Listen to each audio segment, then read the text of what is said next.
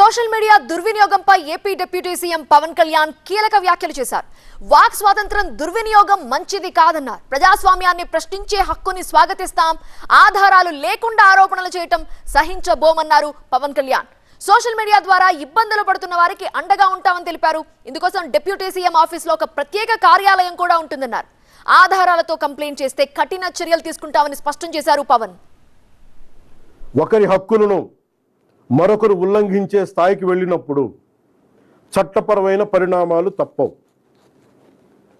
భారత రాజ్యాంగంలోని article 19 class 2 ప్రకారం దేశ సమగ్రత, జాతీయ భద్రత, ప్రజాశాంతి, మర్యాద, నైతిక విలువలు, పరువు నష్టం, నేరాలకు ప్రేరేపించడం వంటి అంశాల్లో రీజనబుల్ రిస్ట్రిక్షన్స్ ఉన్నాయి. సింపుల్గా చెప్పాలి అంటే ఫ్రీడమ్ ఆఫ్ స్పీచ్ అంటే ఫ్రీడమ్ టు అబ్యూస్ కాదు. Again I repeat, freedom of speech does not mean freedom to abuse. ప్రభుత్వాన్ని విమర్శించే హక్కు మీకుంది,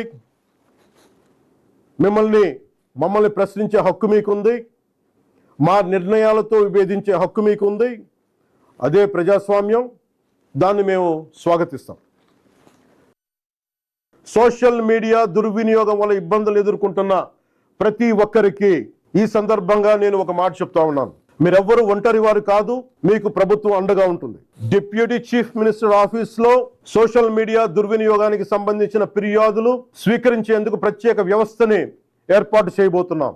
సోషల్ మీడియాలో జరిగే నేరాలపై చాలా వేగంగా చర్యలు తీసుకుంటాం. అవసరమైతే సోషల్ మీడియా దుర్వినియోగాన్ని అరికట్టేందుకు కొత్త లెజిస్లేషన్ తీసుకురావడానికి ఈ ప్రభుత్వం సిద్ధంగా ఉంది.